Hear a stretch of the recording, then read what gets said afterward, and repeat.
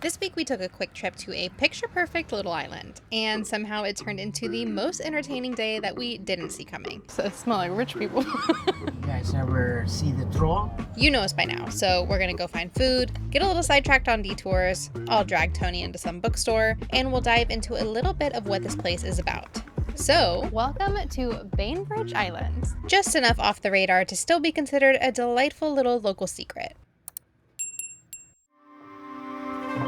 Nearly every trip to Bainbridge starts with one thing, the ferry. They run pretty consistently every hour, which was lucky for us since we overslept a little bit. But once we were on the ferry, it was smooth sailing, and what a view. That's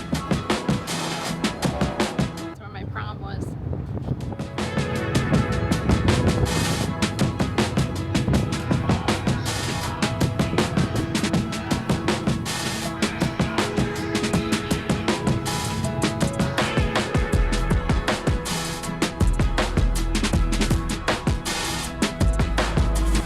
Hopped on the ferry from Seattle this morning at about 9:30. It took about 35 minutes. We just used our Orca cards, but you can buy tickets in advance or buy tickets at the station. You can drive your car up. You do want to reserve your car in advance, but walk-on is first come, first serve, and it was $10. So now that we're here, we're gonna spend the rest of the day kind of exploring the island, see what we can get up to. We do not have a car with us, so we're a little bit limited on what we can see and where we can go, but it is beautiful here. We have great weather, so it should be a pretty good day.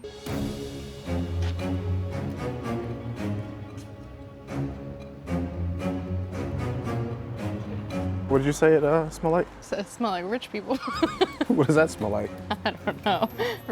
Good. Well, yeah. Money. And a touch of vanilla. And nothing says coastal luxury quite like a well-curated, independent bookstore. Bainbridge is kind of what you'd expect from a small seaside town. I usually get my reading recommendations from TikTok, and it just so happens one of the authors on my list actually grew up here, so we went and searched for her book. Tony found a book for himself too. I found my perfect book.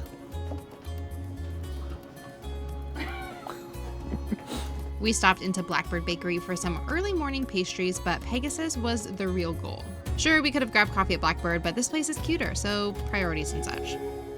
But this building is also a reminder of Bainbridge's harder history. During World War II, Japanese Americans were among the very first in the US to be forcibly removed. In March of 1942, 227 residents were given just 6 days' notice to leave their homes. Many had to sell their businesses and properties under that pressure, often for far less than what they were worth, while others simply had to abandon them. This building right here was actually used as a registration center before families were taken away. And Bainbridge is unique in that more than half the Japanese Americans in this community eventually returned after the war. But not everything they left behind was waiting for them. Property sales during the war were considered legal transactions, and with no protections in place, many families were unable to reclaim what was once theirs.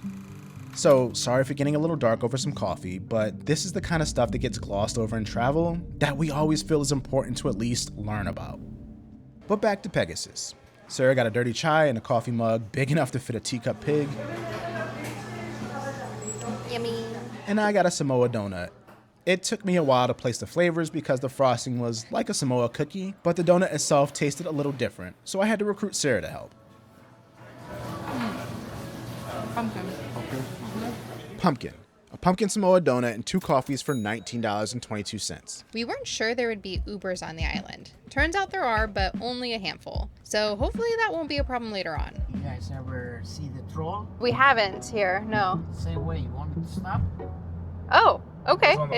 Yeah. If you don't mind. That's great. Okay. Don't worry, you get off, I'll wait for you. Okay, thank you. Appreciate it. Well, I guess we're making a detour.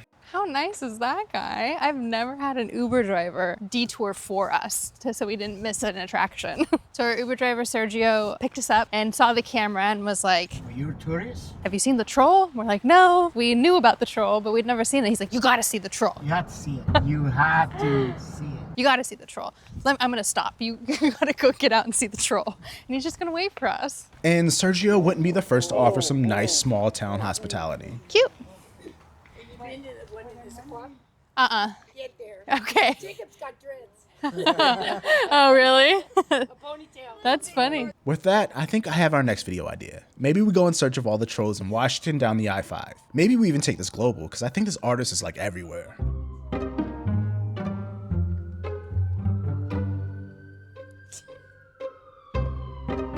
He looks too friendly. That's good. Well, you know you're on an island when everyone's super friendly.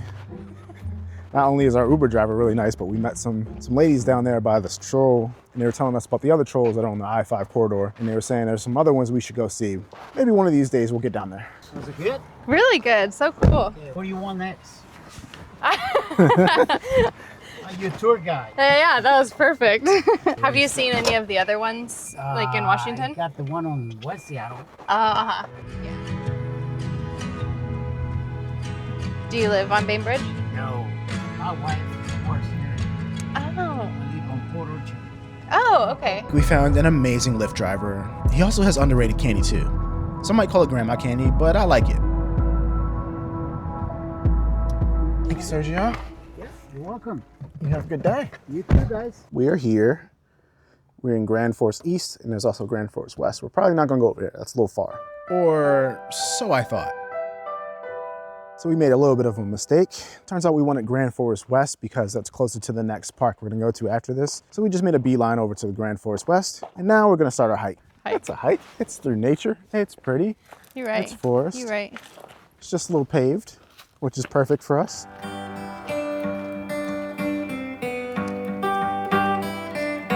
We walked We walked, Madness Olson Road. and now we're here. What he hasn't told you is we did a very simple 30-minute YouTube workout yesterday that destroyed us.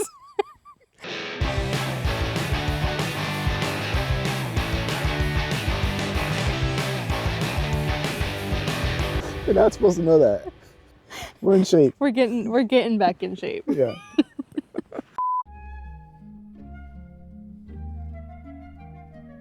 I love trees. Why are you laughing? Almost rolled my ankle.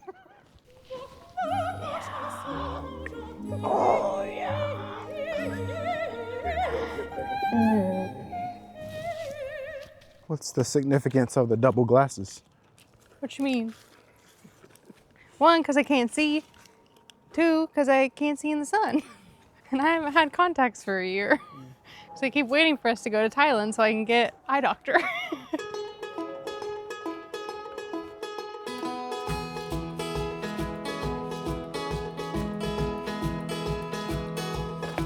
Ooh, that bridge.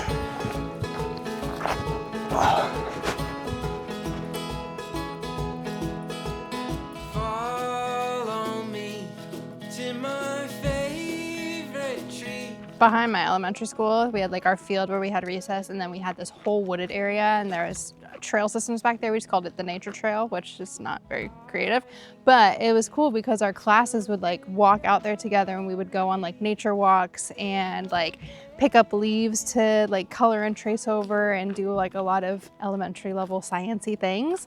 But this reminds me a lot of it. I don't think it exists anymore because development. What is it? Like a fungus? Thought it was a lemon peel.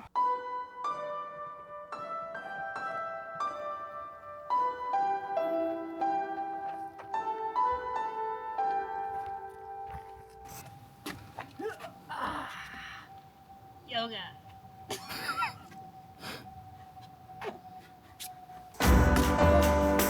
it cool?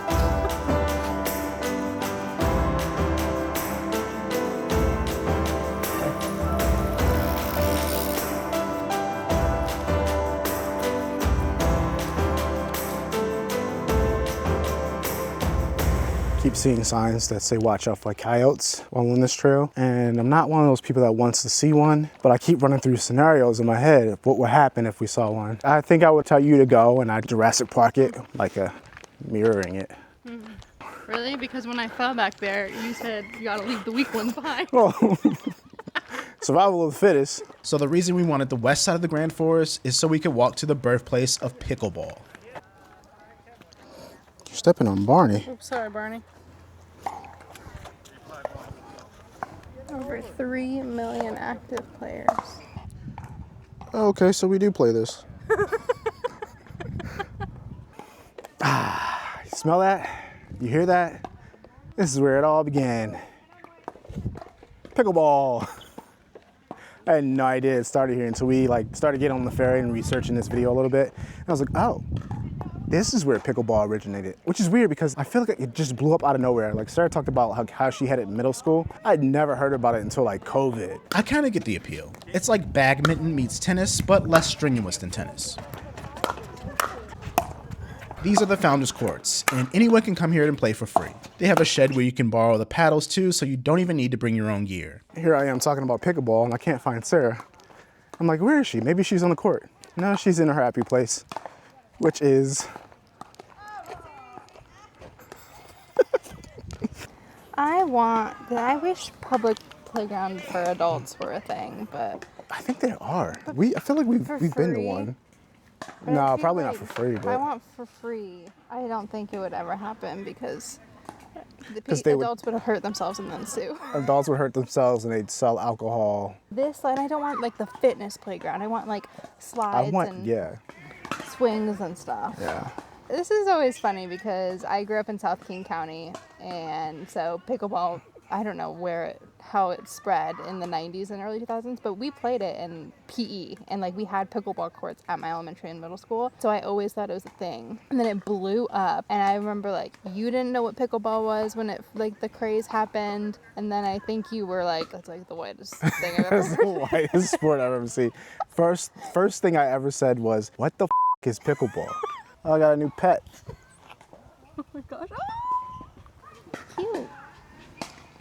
You love some pickleball, this is where you should come. It's actually really nice courts. It's quiet, besides like the intense grunting and paddle noises. Nice playground. Really nice playground. Wouldn't mind living on an island like this, like in our downtime. Nice, quaint, quiet living. 6 months of the year we travel, 6 months of the year we're on an island.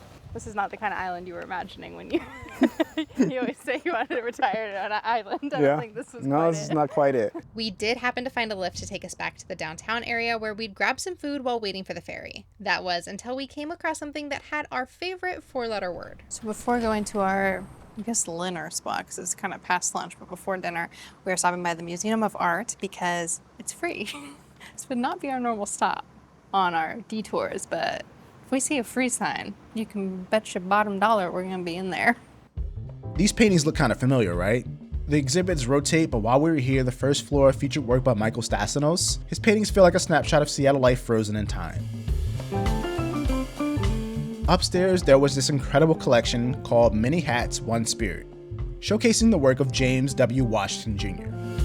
He was one of those people who seemed to do everything. Poet, painter, sculptor, activist, and you can really feel that creative energy running through all his work. We kind of speed ran the museum and still had time to kill, so we wandered down to this pizza spot called Bruciato. It's definitely not cheap, but one bite and we both looked at each other like, yep, worth it.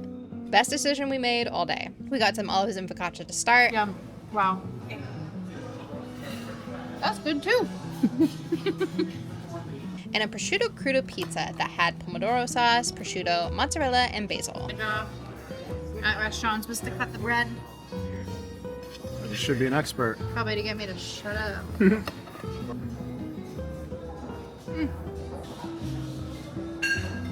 Cost us $62 with the addition of 2 beers. Like I said, not cheap.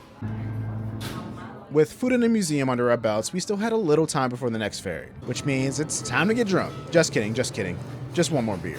We have an hour before the ferry gets here, so we stopped into Bainbridge Brewing Ale House. We have 2 very different beer experiences going on. I got the 13th anniversary Bainbridge Vanilla Bean Brewed Imperial Stout. Imperial Stout, which is like 10%. Tastes like a shot, but it's pretty good though. Sarah got the Hazy IPA, a little bit lighter. Our beers cost us about $20, which is a nice send-off back to the big city.